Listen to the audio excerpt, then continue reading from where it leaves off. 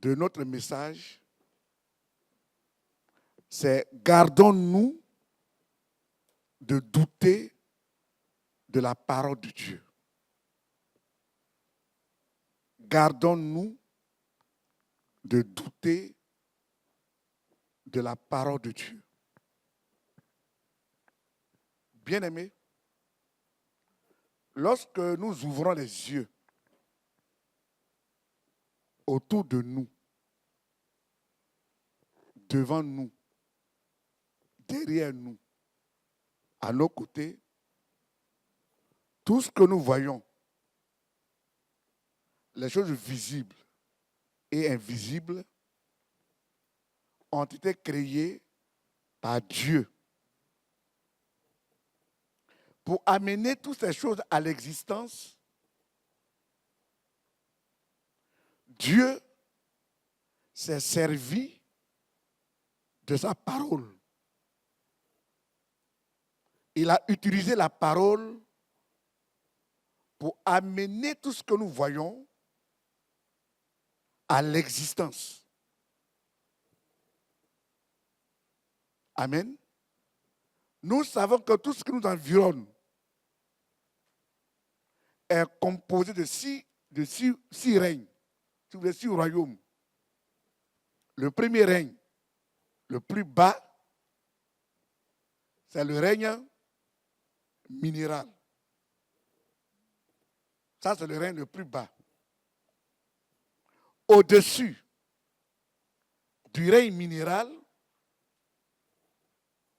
nous avons le règne végétal, c'est-à-dire les arbres. Au-dessus du règne végétal,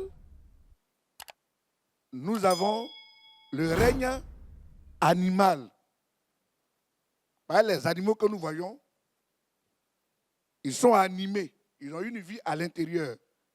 Mais les animaux ne peuvent pas distinguer le mal du bien.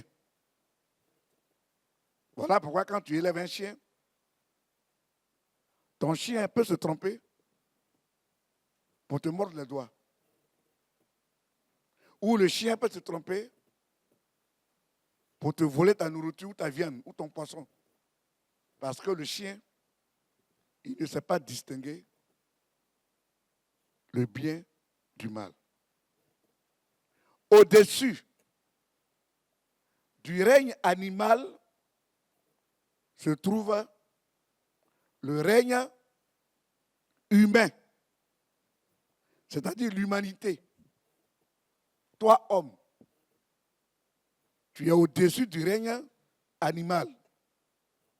Voilà pourquoi, en réalité, les enseignements qu'on a reçus dans les écoles attestant que l'homme serait descendant d'un gorille ou d'un chimpanzé, cet enseignement est erroné. Ce n'est pas vrai. L'homme n'est pas du règne animal. L'homme est du règne humain.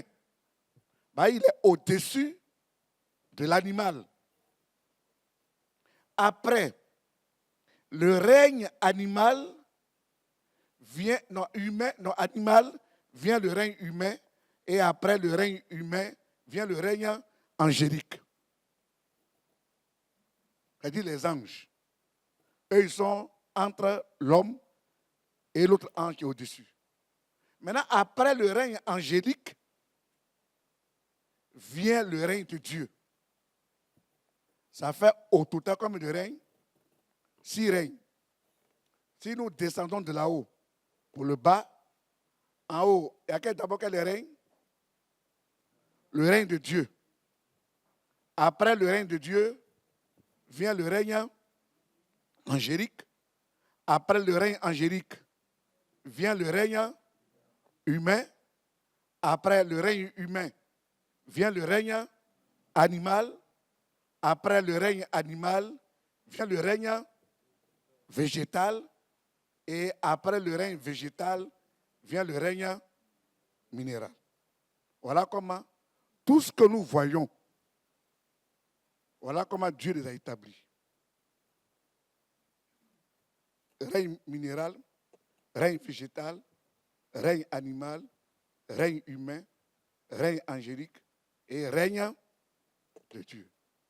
Toutes ces choses que nous voyons ont été créées par la parole. Maintenant, cette parole qui t'a conçu, cette parole qui a amené tout à l'existence, si nous doutons d'une telle parole, cela revient à dire qu'il y a un problème à ton niveau. Même ton existence, c'est par la parole que Dieu t'a envoyé au monde. Il t'envoie à l'existence. Amen. C'est pourquoi ce matin, le but que ce matin nous voulons atteindre, c'est pour amener le peuple de l'Éternel que nous sommes, grand comme jeune, ancien comme nouveau chrétien, à se laisser diriger ou à se laisser guider par la parole de Dieu. Amen.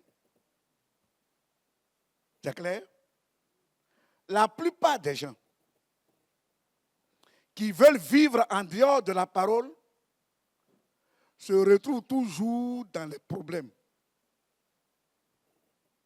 Ceux qui veulent mener leur vie, agir dans ce monde des hommes en dehors de la parole, vont se retrouver dans des difficultés. Avant de continuer, on va d'abord définir ce petit mot, le doute. Le doute est l'état de l'esprit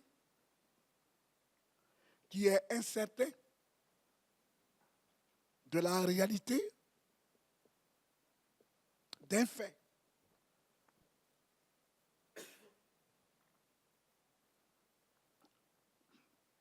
Le doute est l'état de l'esprit qui est incertain de la réalité. Amen.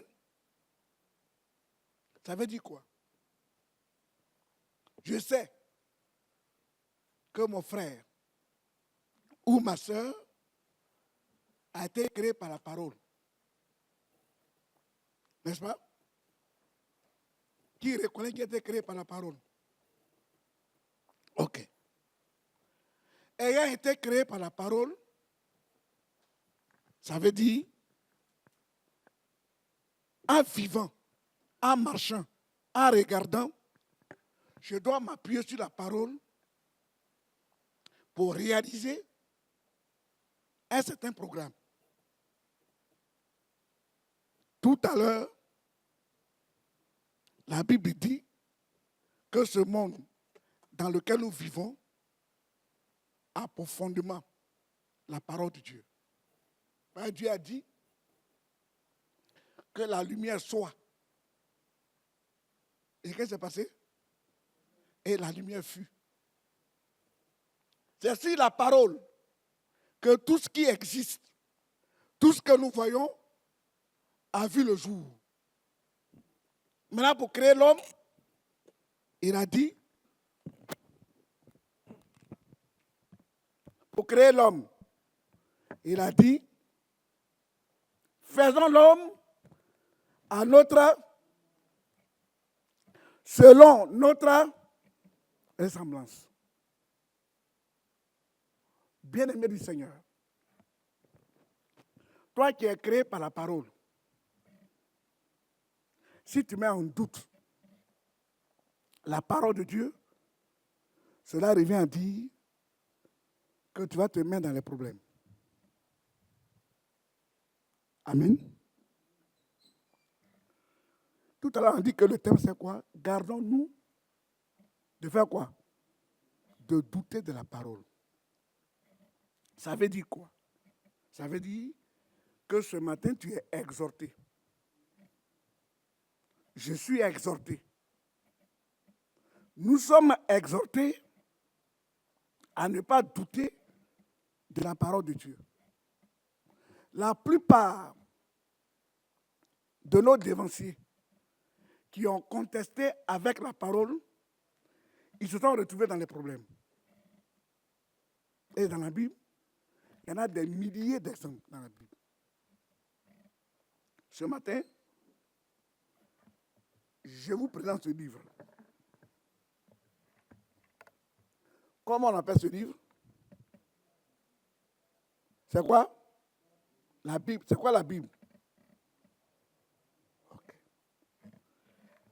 Au cours du baptême, on nous a appris que la Bible est la parole de Dieu consignée dans un livre.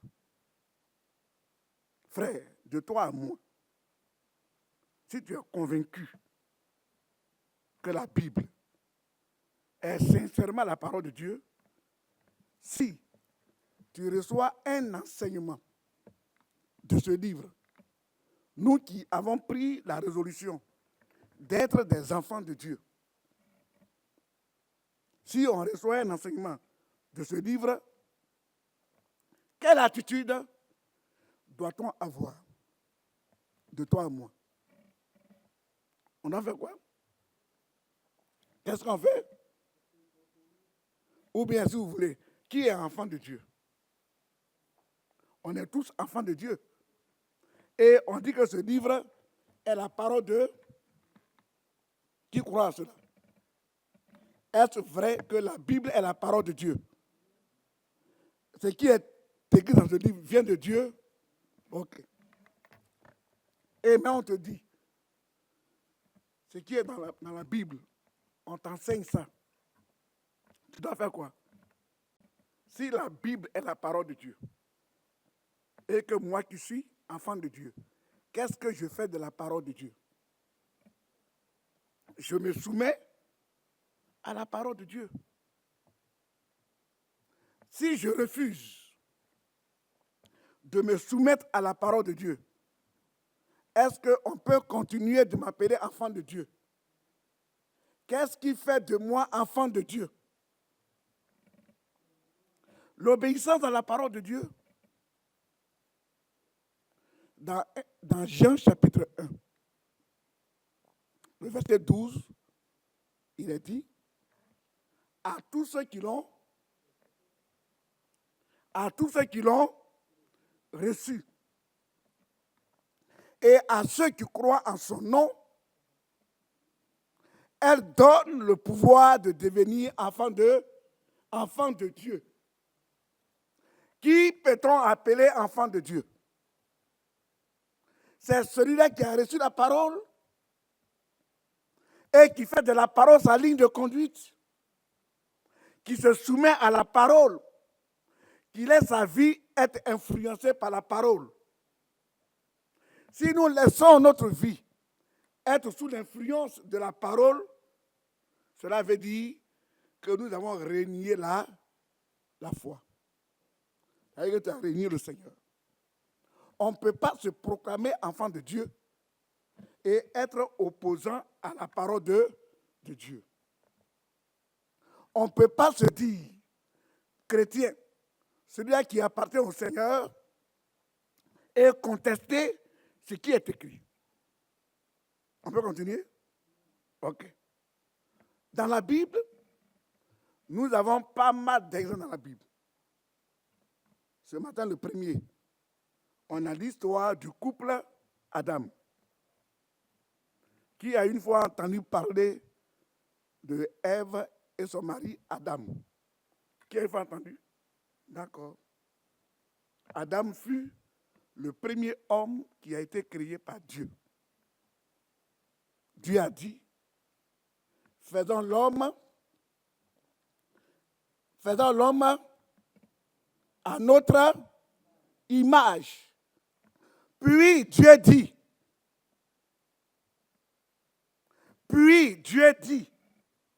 faisons l'homme à notre image,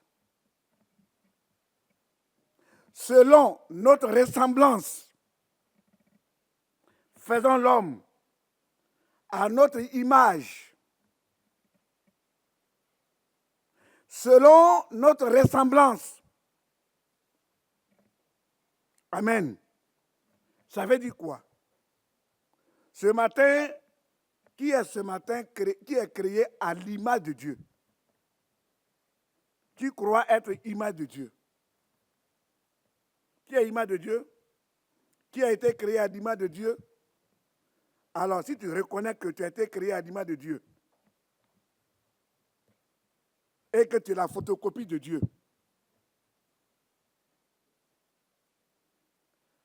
quand quelqu'un te touche, qui en a touché? Qui en a touché? Dieu. Parce que Dieu dit, tu es sa photocopie. Tu es créé à son image. Tu es son image. Quand on t'a vu, on a vu qui? On a vu Dieu. Parce qu'entre toi et Dieu, il n'y a pas de différence. Ta nature symbolise Dieu. Il a dit, faisons l'homme à notre image, selon notre ressemblance. Bien-aimé, tu as été créé à l'image de Dieu. Moi également, j'ai été aussi créé à l'image de Dieu. Nous sommes tous, en ce matin, tous créés à l'image de Dieu. Amen. Celui qui t'a touché, il a touché qui? Celui qui t'a parlé, a parlé à qui? Parce que tu es la photocopie de Dieu. Maintenant, cette photocopie de Dieu, Dieu dit quoi? Au verset suivant, mon frère, il faut lire.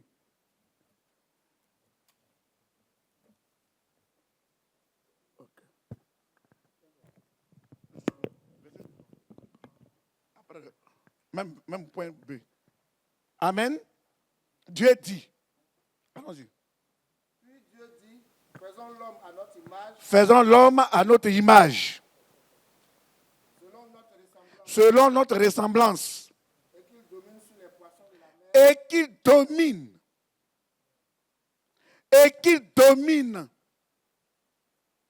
sur les poissons on ne vous ne suivez pas, hein? Sur les poissons de la mer.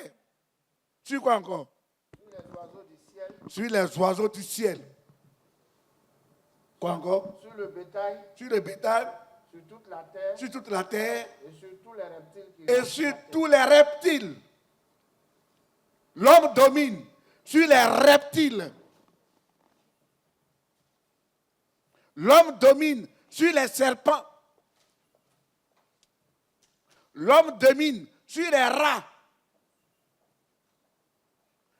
L'homme domine sur les pangolins. L'homme domine sur les éléphants. On se suit? Mais ce qui est dangereux, l'homme à qui Dieu a doté d'une puissance surnaturelle, cet homme va déchoir. Cet homme, il va vendre son autorité. Il va vendre à un être inférieur son autorité. Quand on va au chapitre 3, du verset 1 au verset 5, que nous dit la Bible? Tout à la Bible a dit que l'homme domine sur les reptiles, que l'homme domine sur les poissons, que l'homme domine sur les animaux. Mon frère continue. Genèse chapitre 3, verset 1 à 5. 1 à 5. Le serpent était le plus rusé de tous les animaux des champs que l'Éternel Dieu avait fait. Il dit à la femme, Dieu a-t-il réellement dit, vous ne mangerez pas de tous les arbres du jardin? La femme répondit au serpent, nous mangeons du fruit des arbres du jardin. Mais quant au fruit de l'arbre qui est au milieu du jardin, Dieu a dit, vous n'en mangerez point et vous n'y toucherez point, de peur que vous ne mouriez. Alors le serpent dit à la femme, vous ne mourrez point. Mais Dieu sait que le jour où vous en mangerez, vos yeux s'ouvriront et que vous serez comme des dieux connaissant le bien et le mal. Vous serez comme des dieux. Il n'a pas dit Dieu.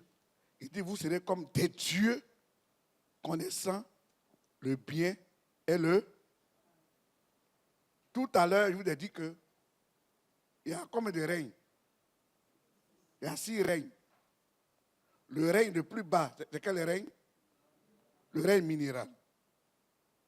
Et après le règne minéral, vient le règne végétal. Après le règne végétal, vient le règne animal. Après le règne animal, vient le règne humain. Après le règne humain, vient le règne angélique. Après le règne angélique, vient le règne de Dieu. Dieu, qui est au-dessus de toute domination, il donne le pouvoir, il donne son autorité à l'homme. Et il lui dit, je t'établis, il donne le pouvoir de dominer sur les oiseaux. Il donne le pouvoir de dominer sur les animaux. Il donne le pouvoir de dominer sur les arbres. Il donne le pouvoir de dominer sur les eaux. Il donne le pouvoir de dominer sur les sirocos. Il donne le pouvoir de dominer sur les serpents. C'est à l'homme qu'appartient l'autorité. C'est à l'homme qu'appartient le pouvoir de dominer, de gouverner. L'homme à qui Dieu a donné le pouvoir de dominer, vous voyez combien de fois il s'est fait rabaisser. Toi, on dit tu domines sur les serpents. Tu domines sur les eaux. Tu domines sur les rivières, sur les animaux, sur les pangolins, sur les chimpanzés. Et l'homme à qui revient la domination, la Bible dit que le serpent lui a rendu visite. Madame Adam, est-ce que Dieu a-t-il réellement dit de ne pas manger tous les fruits du jardin? Et puis, elle se permet de dialoguer avec le règne le plus bas, entre les serpents et les humains. Est-ce qu'il y a compatibilité? Ça s'épouse? On dit bien, le serpent fait partie du règne animal. Et l'homme est au-dessus du règne animal. Lui, il laisse sa place de dominateur ou dominatrice. Il laisse sa place et il vient pour écouter le serpent pour dire, est-ce que Dieu a-t-il réellement dit de ne pas manger les fruits du jardin? Et la femme lui dit, non, Dieu n'a jamais dit ça. Seulement, il nous a défendu de ne pas toucher l'arbre de la connaissance du bien et du mal.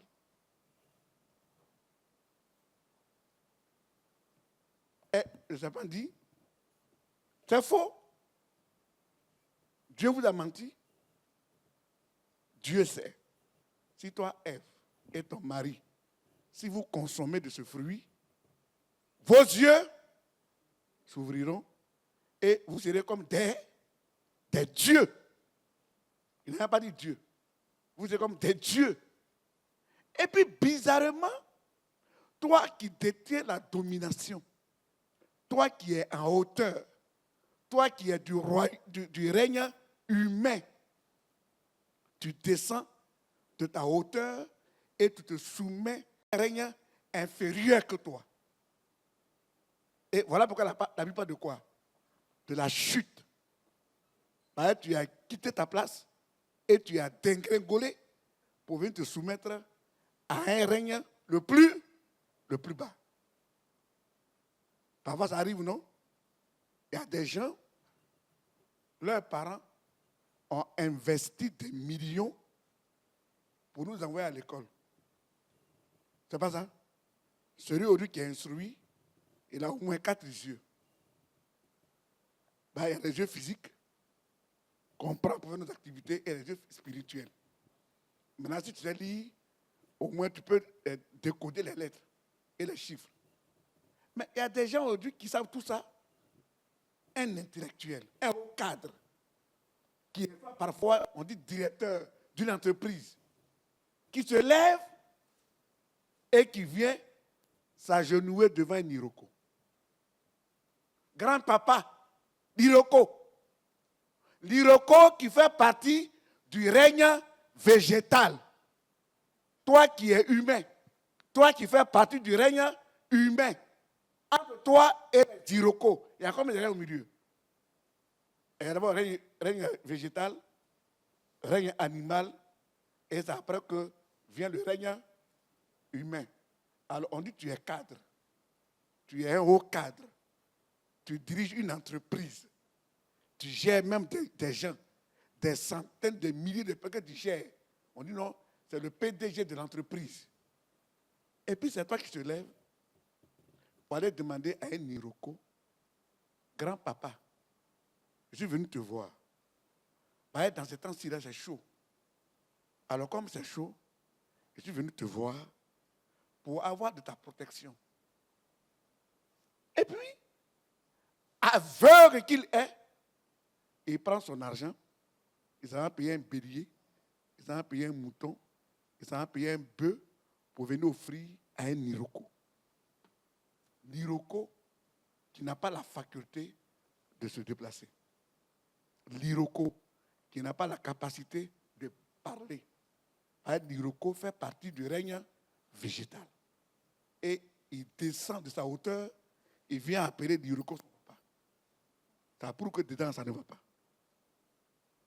Est-ce que ça va dedans? Est-ce que ça va? Encore grave. Il peut aller au bord d'une rivière, la rivière qui tire sa source depuis des kilomètres, des centaines de kilomètres, et qui arrive dans ton village. Tu vois une partie, l'endroit où tu as pris là, il dit que vos dieux sont là. Et tu ne manges pas les poissons de cet endroit-là. Alors que les poissons se promènent dans les eaux. Ça peut aller en bas, ça peut aller en hauteur. Quand le poisson quitte ton endroit, ça va à 5 km, on l'attrape là-bas, on le mange. Et puis toi, à qui ils ont ouvert les yeux, tu dis que tu es intellectuel, tu appelles ces poissons-là comme tes dieux et tu veux leur ouvrir des sacrifices.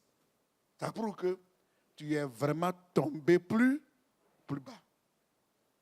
C'est-à-dire que tu ne comprends rien. Encore grave. Je vais voir un petit marabout qui se dit donneur de pouvoir, donneur de chance. Quand on le voit, il est dans une cabane, il est assis sur la peau des animaux. Lui qui dit, il donne le bonheur aux gens. Il est assis sur la peau des animaux et il est en train de le consulter. Il dit, bon, avant d'entrer ici, alors mon ami, il faut enlever tes sandales, il faut enlever tes souliers. D'ailleurs, il y a arrivé à la caisse là, paie d'abord, comment on appelle ça? Paie d'abord le montant. Tu es au courant, il faut déjà payer. Et tu enlèves ton argent, tu mets dans sa caisse, tu t'en t'asseoir sur la peau d'un bélier ou sur la peau d'une gazelle et tu as demandé à ce dernier-là. Vraiment, si tu veux te voir, donne-moi la chance pour devenir sous-directeur ou bien directeur. Ça prouve que dans ta tête, là, ça ne va pas. C'est que tu es malade. On ne sait pas comment l'homme réfléchit. Si l'homme qui est assis, il a le pouvoir de donner le bonheur aux gens, pourquoi lui-même, il ne devient pas aussi directeur d'entreprise? Pourquoi lui-même, il ne peut pas aussi devenir aussi, comment on appelle ça, député ou ministre? Et puis il est assis dans une forêt et il est assis en bas d'un arbuste ou sur la peau d'un animal. Or, l'animal, si l'animal avait le pouvoir de changer les choses, pourquoi on a tué l'animal lui-même? Qu'est-ce que les gens ont fait avec la chair? Ça a été bouffé, non? C'est pas ça? L'animal on a bouffé, non? Mais comment un animal qu'on a bouffé peut apporter bonheur à quelqu'un? L'animal fait partie du règne animal. Et l'homme fait partie du règne humain. Entre lui et l'homme, il y a une grande différence. Voilà pourquoi il faut arrêter de dire aux gens que l'homme serait descendant d'un singe. C'est un mauvais enseignement. Et c'est les choses qu'ils ont pris pour brûler nos têtes. L'homme n'est pas descendant d'un singe. On se suit? Toi, tu es descendant de qui? Tu as été créé à l'image de Dieu. Pour ta venue au monde, Dieu a dit, faisons l'homme à notre image. Et il a pris le sable, il t'a donné une forme, il a soufflé dans tes narines et tu es devenu un être, une âme. Mais comment tu peux te lever, aller te rabaisser à un mouton? Te rabaisser en dessous d'un iroko. Encore plus grave. On s'est envoyé ferronnier, on achète un morceau de fer, on plie le fer à la dimension du doigt, le marabout, le menteur, il met une eau noire sur ce fer et ils appellent ça une bague de protection. Moi, j'ai vécu une scène à Yopougon, quand j'étais encore païen, on voyait un jeune homme qui prétend donner le bonheur aux gens, anti-accident, il donne des bagues anti-accident. Et on l'appelait vis-à-vis. C'est pas ça? Vous le connaissez? Ah, il est de chez toi? Vis-à-vis. Vis-à-vis, lui-même qui donne les bagues aux gens. Il dit quand il y a un accident, la bague te sert. Mais lui-même, c'est le camion qui l'a tué. Il a été tué par une voiture. Toi qui as le pouvoir de donner la chance aux gens, d'avertir les gens d'avance pour ne pas être tué dans un accident. Lui-même, c'est l'accident qui l'a tué. Bien-aimé, la parole de Dieu, elle est réelle. Adam et sa femme, pour le fait qu'ils n'ont pas écouté la voix de l'Éternel, ils se sont mis dans les problèmes. Quand ils ont désobéi, Dieu leur a dit, si vous mangez de ce fruit, vous périrez. On dit, c'est encore Dieu, on souffre. Avant que toi tu ne naisses, tu étais d'abord dans les reins d'Adam. Ton papa était dans les reins d'Adam, ainsi de suite. Jusqu'à ce qu'on soit nés, nous. Frère, je voudrais en ce matin ouvrir tes yeux. L'homme vers qui l'homme doit se tourner s'appelle l'Éternel, le Dieu des armées. C'est lui qui a créé ce monde. C'est lui qui est le maître de tous les êtres que nous connaissons. Arrêtons de nous fier aux hommes. Ève et son mari ont essayé. La mort les a touchés. Amen. Vous me suivez? Le second exemple, il y a un jeune prophète qui est allé dans une localité où se trouvait un vieux prophète. On l'appelle bien vieux prophète. Ça est dans 1 Roi, chapitre 13, du verset 11 au verset 30. On va dire ça. Et ce jeune prophète, avant d'aller en mission, Dieu lui a donné des orientations. Mon fils, l'endroit où je t'envoie, le chemin que tu vas emprunter pour aller dans la localité, ne reprends plus le même chemin pour retourner. Et mon Seigneur, j'ai compris. Si tu rentres dans la localité, si on t'invite à manger, n'y prends pas part. Si on te donne à boire, ne bois pas. Jusqu'à ce que ta mission soit terminée. Il dit, j'ai compris. Première localité, il a triomphé.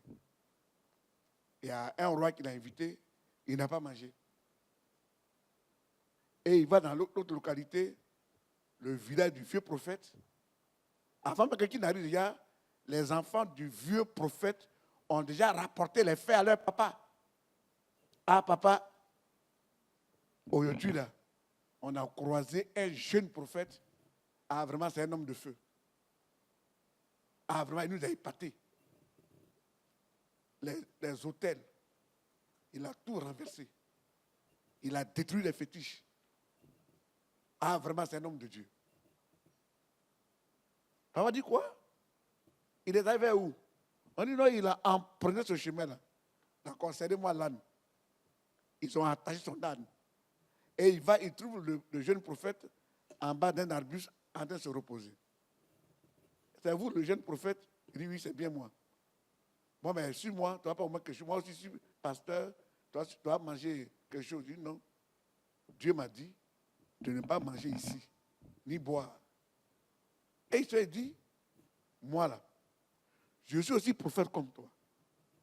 Un ange m'a apparu et m'a dit de te voir, d'aller prendre avec moi un peu de nourriture. Et puis il se lève, il va manger avec le vieux prophète. Il n'a même pas fini d'emballer la nourriture. Le même vieux prophète, voilà une prophétie qui sort de ses lèvres. Comme tu as désobéi à la voix de ton Dieu, tu mourras. Là, tu as désobéi. Et quand ils ont fini de manger, le jeune homme, il prend son âne, il part. Et en plein milieu de la route, il y a un animal féroce qui sort, qui l'attrape et qui le tue. Un lion qui tue quelqu'un et qui ne déchire pas sa chair. Et le lion s'arrête autour de son cadavre. L'âne aussi est arrêté là. Le lion est couché. Le cadavre est là. Et on informe au vieux prophète que ton type là est mort. Il dit, c'est parce qu'il n'a pas obéi à la voix de son Dieu. Voilà pourquoi il est mort. C'est la désobéissance qui l'a tué. Bien-aimé, ce n'est pas aussi ton cas, toi qui vis dans l'église ici. Ce n'est pas aussi ton cas. Ça fait des mois, des années que nous recevons la parole de Dieu. Est-ce que nous nous soumettons à la parole de Dieu que nous recevons de la part de l'Éternel? Quand on reçoit la parole et qu'on délaisse la parole pour faire ce qu'on veut, ça c'est à l'image de ce jeune prophète qui a trouvé la mort en plein chemin. Amen. Ce matin, je voudrais, frère, t'encourager à ne pas t'en donner à de tels comportements. À ton existence, en profondément la parole de Dieu. C'est sur la parole que Dieu t'a créé. Donc, apprends aussi à mener ta vie chrétienne en t'appuyant sur la parole de Dieu. Que de raisonner avec la parole. Tu es conçu par la parole. Tu vis par la parole. Tu respires par la parole. Dieu t'a conçu par la parole. Il y a un autre cas, d'un autre couple, Ananias et Saphira, un meilleur couple. Et ils appartenaient à un groupe de chrétiens, au temps apostolique. Et ils ont commencé à obéir à la parole de Dieu. Comme ils avaient un groupe, eux tous obéissaient à la parole. Ils se partageaient les fardeaux. Ils se partageaient la nourriture. Et puis, curieusement, autour d'Ananias et Saphira, quand ils ont vendu leur propriété, il y a un mauvais esprit qui les a animés. Mon frère, il faut lire. Acte 2, 41 à 47. Acte 2, 41 à 47. Chapitre 2, verset 41 à 47. Mm-hmm. Ceux qui acceptaient sa parole furent baptisés. Et en ce jour-là, le nombre des disciples s'augmenta d'environ 3000 âmes. Amen. Ils persévéraient dans l'enseignement des apôtres, dans la communion fraternelle, dans la fraction du pain et dans les prières. La crainte s'emparait de chacun et il se faisait beaucoup de prodiges et de miracles par les apôtres. Tous ceux qui croyaient étaient dans le même lieu et ils avaient tout en commun. Ils vendaient leurs propriétés et leurs biens et ils en partageaient le produit entre tous selon les besoins de chacun. Verset 46. Ils étaient chaque jour tous ensemble assidus au temple. Ils rompaient le pain dans les maisons et prenaient leur nourriture avec joie et simplicité de cœur. Amen. Cette histoire, bien aimée, doit nous interpeller, doit nous amener à corriger notre mauvaise manière de faire. Voilà quelqu'un, voilà un couple qui ont aussi accepté la parole de Dieu, comme nous également. Et la Bible dit que ce même jour où l'évangile a été prêché, il dit ceux qui acceptaient sa parole furent baptisés et en ce jour-là, le nombre des disciples s'augmenta d'environ 3000 âmes. Ça, c'est les baptisés. On ne parle même pas de l'assistance. Mais on parle des baptisés. Des gens qui ont fait leurs preuves, qui ont pris l'engagement d'être fidèles au Seigneur, qui ont pris l'engagement d'honorer Dieu de par leur comportement, qui ont pris l'engagement de respecter minutieusement la parole de Dieu, qui ont pris l'engagement de fuir le péché, qui ont pris l'engagement d'obéir à la parole de Dieu 24 heures sur 24 heures. Leur nombre s'élève à 3000 âmes. Et Ananias et Saphira, lui et son épouse, font partie des 3000 baptisés. Parce qu'un baptisé, ce n'est pas un nouveau chrétien. Un baptisé, c'est quelqu'un qui a fait ses preuves. C'est quelqu'un qui a goûté à la vie de Dieu, qui a expérimenté la vie de Dieu, qui est un pilier dans la maison du Seigneur. Donc Ananias et Saphira, les deux font partie de cet effectif. Mais, bien aimé, dans leur manière de marcher, de vivre, de parler, la Bible dit, au verset 42, ils persévéraient dans quoi? Dans l'enseignement des apôtres. Un homme, une femme, un jeune homme qui a compris la parole de Dieu, qui a expérimenté la vie de Dieu, cet homme-là, cette femme-là, doit persévérer dans quoi? Dans l'enseignement. C'est quelqu'un qui se nourrit régulièrement de la parole de Dieu. Donc, elle persévérait dans l'enseignement. Deuxièmement, dans quoi? Dans la communion fraternelle. C'est-à-dire la vie entre frères, la vie entre sœurs. Ils se partageaient les fardeaux. Ils se partageaient les problèmes. Ils se partageaient quoi encore? Les soucis. Quand quelqu'un a de l'argent, on prend la somme, on la divise par le nombre de tout le monde, les fidèles. Là, on fait un partage équitable.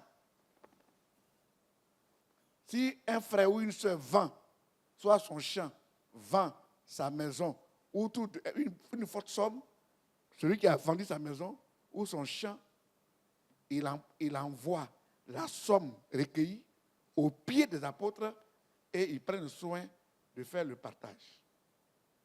Comme leur vie était ainsi, entre eux, il n'y avait pas de clan. Il n'y a pas de parti pris. Ils avaient la même manière de voir, la même manière de parler, la même manière de régler les problèmes. la même manière de se supporter les uns les autres. Et cela faisait que Dieu était obligé de faire des miracles et d'ajouter des âmes à leur nombre. Puisqu'ils avaient une vie unique.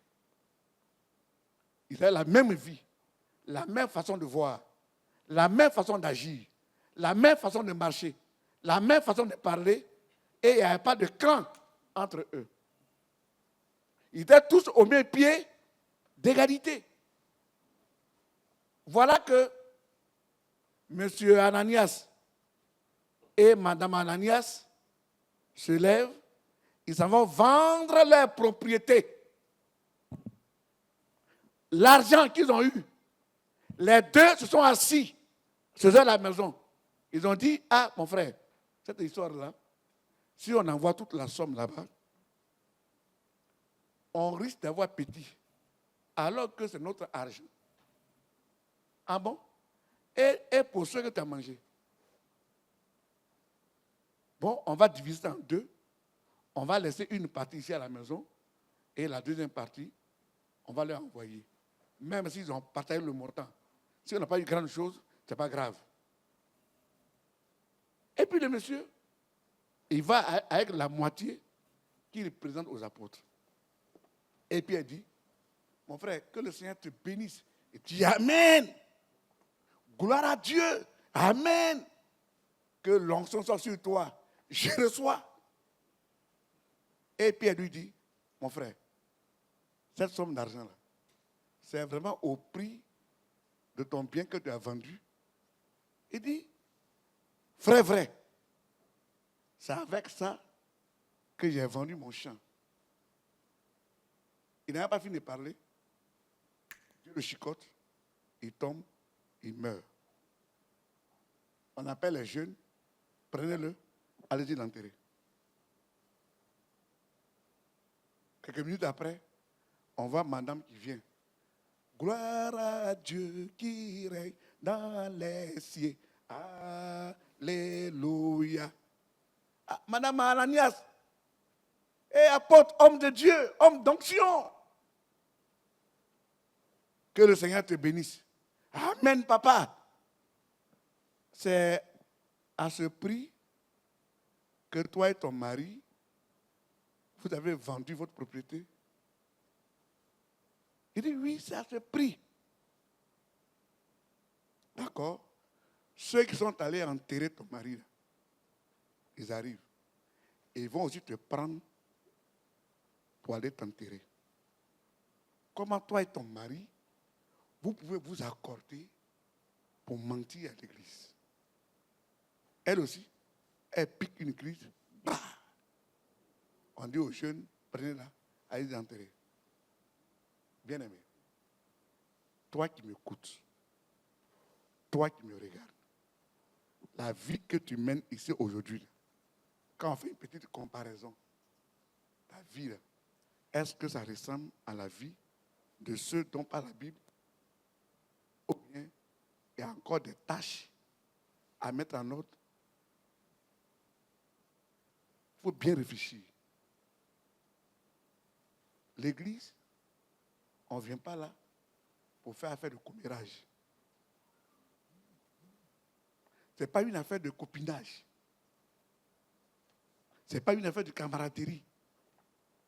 Faire des clans.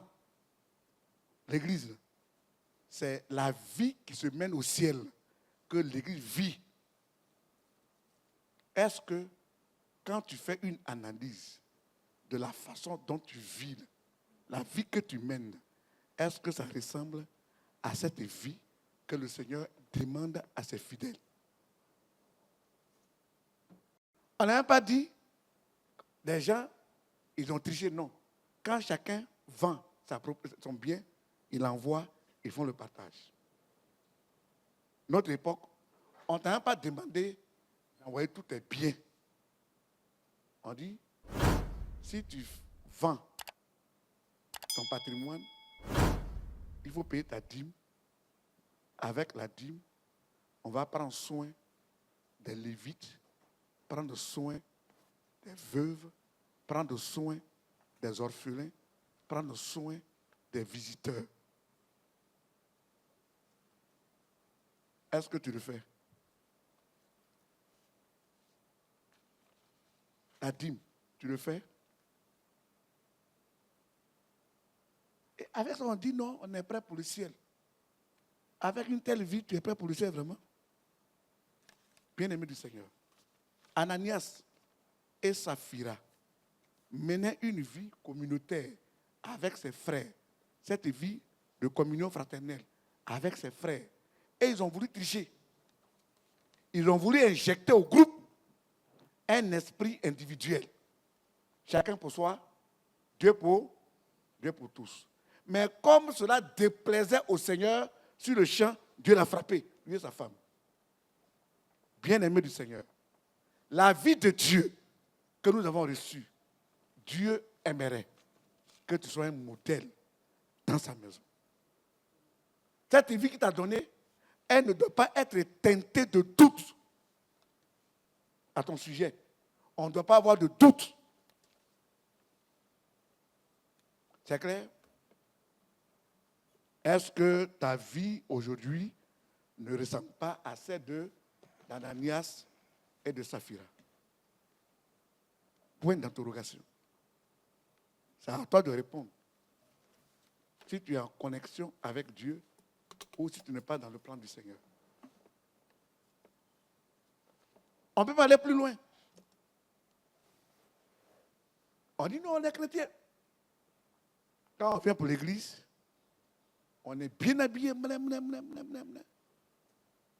Va le trouver dans son lieu de service.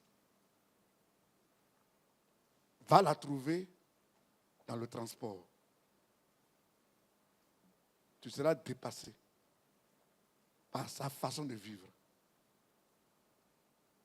Et puis, parfois, même quand tu la coinces, il dit non, ici c'est Europe. Ici, on est en Europe. Ça veut dire quoi? Quand tu dis ici on est en Europe, ça veut dire quoi? L'Europe a sa Bible et que l'Afrique aussi a sa Bible. Il y a autre évangile ici en Europe. Et il y a l'évangile des Africains et l'évangile des Européens, c'est ça? Mon frère, change de mentalité. Change de raisonnement. Il y a une seule Bible, elle est unique. Si tu décides de marcher avec le Seigneur, c'est à toi de te conformer à la parole de Dieu. Ce n'est pas la Bible de te conformer à ta vie. Si tu es voleur et que tu viens dans la présence de Dieu et que Dieu condamne les voleurs, c'est à toi de te repentir et de des raisonnements. Et non, ici, c'est en Europe. On doit quand même se débrouiller quand même. Ici, la vie est difficile. Pour avoir les papiers, c'est difficile. Pour se marier, c'est difficile. Alors, pour te marier, c'est difficile. Il faut que tu aies triché. Si tu as triché pour te marier, tu es dans le faux. Si tu triches pour avoir un emploi, tu es dans le faux. La parole de Dieu, elle est universelle. Si tu tiens à marcher avec Dieu, bien aimé, laisse-toi influencer par la parole de Dieu. Il n'y a pas de demi-mesure.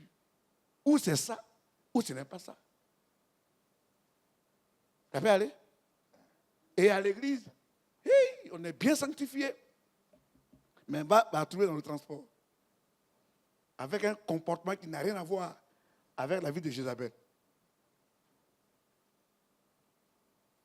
Je voudrais en ce matin vous en supplier par les compassions du Seigneur. Acceptons de nous conformer à la parole de Dieu. En te conformant à la parole de Dieu, c'est ça qui te donnera la vie. Ève a voulu se conformer au monde. Ce qu'elle désirait, elle n'a pas eu. Elle voulait devenir comme Dieu. D'ailleurs, le serpent n'a pas dit qu'elle serait comme Dieu, que vous serez comme des dieux. Il n'a pas dit Dieu. Vous serez comme des dieux. Or, ça, c'est des dieux qui s'écrivent avec quoi? Avec un petit D minuscule. Ça veut dire, ce n'est pas le vrai Dieu que nous adorons, mais c'est des dieux qui ont des bouches, mais qui ne parlent pas. Les dieux qui ont des oreilles, qui n'entendent pas. Les dieux qui ont des pieds, qui ne peuvent pas marcher. Ève a voulu devenir comme des dieux, la mort l'a trouvé.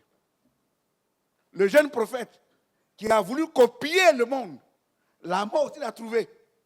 Parce qu'il n'est pas resté ferme dans sa logique. Dieu lui a dit, ne mange pas, ne retourne pas, ne bois pas. Finalement, il a voulu céder au monde. Et le monde l'a tué.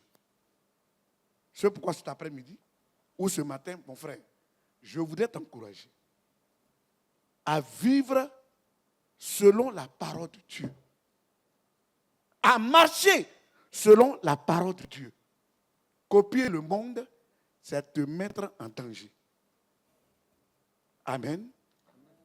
On va dire un dernier texte. Colossiens 3, verset 3. Car vous êtes morts et votre vie est cachée avec Christ en Dieu. Car vous êtes morts. Avec qui? Avec Christ, caché en Dieu. Manoa, viens. Manoa, viens.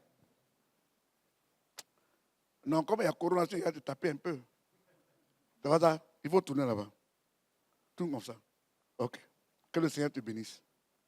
Manoa se décide de marcher avec le Seigneur.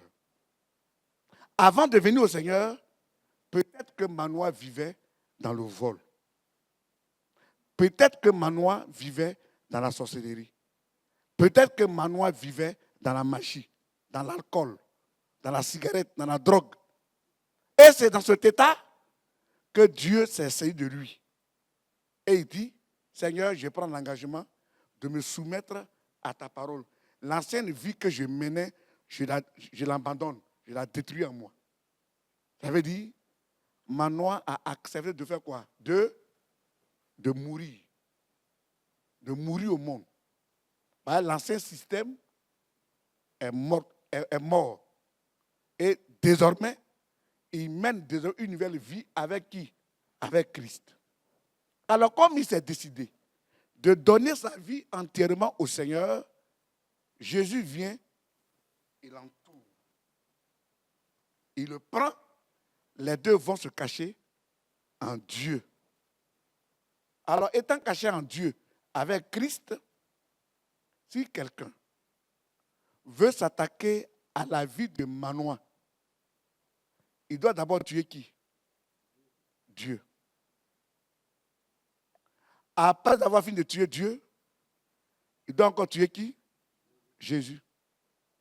C'est quand il aura fini de tuer Dieu, quand il aura fini de tuer Jésus, il peut s'attaquer à la vie de Manoa. Mais tant qu'il n'a pas fini de tuer Dieu, fini avec Jésus, ça veut dire Manoa qui est caché dans l'intérieur de Dieu, tu t'amuses. Même si dans votre église, s'il y a des milliers de sorciers, et que toi, tu mènes une vie chrétienne sérieuse, authentique, avec le Seigneur, ils n'ont qu'à associer tous les sorciers de toute la France. Bien aimé, ils viendront contre toi par un seul chemin, et la Bible dit, ils s'enfuiront par 7 chemins. Est-ce qu'ici en France, y a-t-il des sorciers qui peuvent tuer Dieu? On peut en trouver? Il y en a? Jamais. Y a-t-il des gens qui peuvent tuer Jésus? Jamais. Y a-t-il des Jésus-Chrétiens qui peuvent tuer Dieu? Il n'y en a pas. Voilà pourquoi, frères, sœurs, soyez tranquilles. La vie que Dieu t'a donnée, que tu as reçue de Dieu, tu es l'homme qui est le plus en sécurité. Et pour le fait que les gens ont peur, on dit, ça c'est des riz. Et non, et pas, on va m'empoisonner. Mon frère, si Dieu dit, oh, tu vas mourir, il n'y a rien à faire. Mais tant que tu seras caché dans la vie du Seigneur, caché en Dieu, aucun sorcier, aucun démon, aucun malfaiteur ne peut t'atteindre. C'est clair? Est-ce que cela est clair? Et non, où tu vas là, fais attention, ils vont te tuer. Hein. Personne ne va te tuer. Tant que tu demeureras dans la vie d'obéissance avec le Seigneur, aucun être humain ne peut te toucher. C'est clair? C'est clair? Alors si Dieu dit, vous tous qui venez à lui, qui vivez dans la crainte de Dieu, il dit que l'ange de l'Éternel campe autour de ceux qui le craignent et il les arrache au danger. De quoi tu as peur? De quoi tu as crainte? Tu es l'homme le plus en sécurité. Et puis celui que tu as maudit, il sera maudit. C'est pourquoi ce matin, frère, je voudrais t'encourager, la parole de Dieu, à ne pas douter d'elle. Ce que Dieu a déclaré, la Bible dit, il veille à sa parole pour faire quoi? Pour l'accomplir. Mène ta vie chrétienne, obéis à la parole de Dieu et tu seras l'homme le plus heureux d'entre les humains. Amen. C'était la parole ce matin que Dieu m'a mis à cœur de partager avec vous.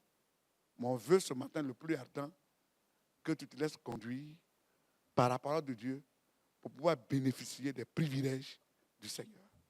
Soyez bénis au nom de Jésus-Christ. Bien-aimés frères et sœurs, c'est déjà un privilège pour nous d'entendre la voix de Dieu.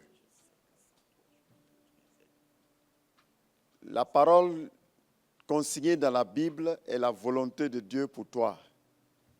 Tu n'as pas à chercher autre volonté encore ailleurs. Souvent on prie, on dit Seigneur, quelle est ta volonté? Parce que souvent on veut forcer notre volonté à être celle de Dieu. La volonté de Dieu, ce sont ses lois. Les lois qui sont prescrites dans la Bible pour toi, voilà la volonté de Dieu. Et il est important de croire au lieu de passer toute notre vie à l'église et à douter de Dieu. Comment peut-on être sûr et convaincu que tu ne crois pas? C'est le fait, depuis des années, de lire la Bible, d'écouter des prédications et de ne jamais accepter de conformer ton comportement à ce qui est écrit. Cela est un signe que tu ne crois pas. Lorsqu'on prêche, lorsque tu lis la Bible, tu reçois l'instruction, tu reçois la révélation, tu reçois l'information. Mais tout n'est pas de recevoir l'information. Il faut l'appliquer. Et c'est dans l'application qu'on est convaincu que tu crois maintenant. Tant que tu n'auras pas mis en application ce qui t'a été enseigné, tant que tu n'auras pas mis en application ce que tu as lu de façon conforme à ce qui est écrit, tu ne crois pas. L'information ne transforme personne.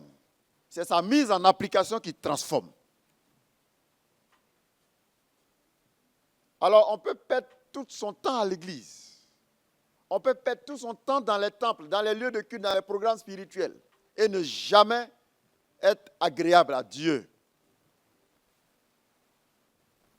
Oh, ta bénédiction, ton salut, ta délivrance, tout dépend de la mise en application de ce qu'on t'enseigne, de ce que tu lis.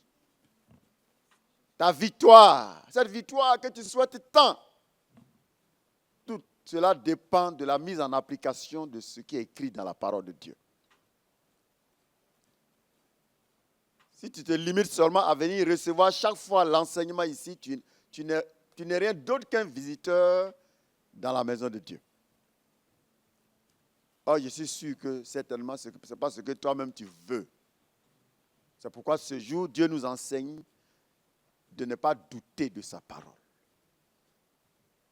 Et le pasteur nous a donné plusieurs exemples. Tous ceux qui ont douté, c'est-à-dire tous ceux qui n'ont pas accepté de conformer leur vie à ce qui est écrit, ont échoué avec Dieu. Croire, ce n'est pas parce que tu viens ici qu'on dit tu crois. Tant que tu ne mettras pas en application ce qui a été enseigné, ce que tu as lu là, tu ne crois pas. Et parce que tu ne crois pas, tu ne seras jamais agréable à Dieu. Parce qu'il est dit, oh, nul ne peut être agréable à Dieu sans la foi. Sans la foi, il est impossible d'être agréable à Dieu. Je vais simplifier. Je vais simplifier pour te dire, sans la mise en application de ce que la Bible dit, tu ne seras jamais agréable à Dieu. C'est ce que ça veut dire. Tant que tu ne mettras pas en application ce qui est écrit, tant que tu ne conformeras pas ta vie, tous les aspects de ta vie à la parole de Dieu, tu ne seras jamais agréable à Dieu. Et le but de Dieu ne sera jamais atteint dans ta vie. Je rappelle que personne ne peut donner un sens à sa vie de lui-même. C'est Dieu qui donne un sens à ta vie. Parce que tu ne t'es pas créé, tu ne peux pas donner un sens à ta vie. Pourquoi tu es ici? Tu ne peux pas savoir pourquoi tu es ici de toi-même. C'est celui qui t'a envoyé ici. Là. Celui qui t'a envoyé sur terre. C'est lui qui donne un sens à ta vie.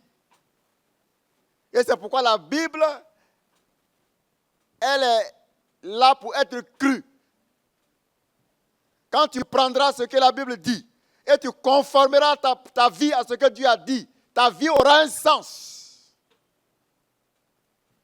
Et tu vas vivre utile. Et le jour où tu vas partir de ce monde, tu auras accompli ta mission. Parce que c'est dans la volonté de Dieu que ta mission sur terre sera accomplie. Je vous en supplie par les compassions de Christ. Ne doutons pas de Dieu. Amen. Ne doutons pas de la parole de Dieu. C'est-à-dire quoi? Ne méprisons pas ce que Dieu a dit. C'est-à-dire quoi? Ne refusons pas d'appliquer ce que Dieu a dit. Levez les deux mains vers le ciel. Je vais prier pour chacun d'entre nous. Nous sommes des êtres fragiles. On est très fragiles. Il y a des gens ce matin qui se sont levés, qui étaient apparemment en bonne santé. Tout à l'heure, ils sont morts. Ou qui sont même en train de mourir actuellement. Toi et moi, on a eu la grâce d'entendre la bonne nouvelle. Saisissons l'opportunité. Ne soyons pas orgueilleux. C'est de la vanité. Notre Père et notre Dieu, je voudrais te bénir pour mon frère et pour moi-même. Tu nous as tant aimés, Seigneur. Et que dans ce monde de ténèbres, ta lumière est parvenue jusqu'à nous. Car ta parole est la lumière. Elle a éclairé, elle continue d'éclairer en notre faveur. Seigneur, et tu nous instruis ce jour de ne pas mépriser, de ne pas mépriser ton instruction. Car c'est à notre avantage. Je voudrais prier pour le cœur de chacun d'entre nous. Que l'humilité véritable qui vient de toi saisisse nos cœurs et que la transformation que tu souhaites soit effective en nous et dans nos vies respectives au nom de Jésus-Christ.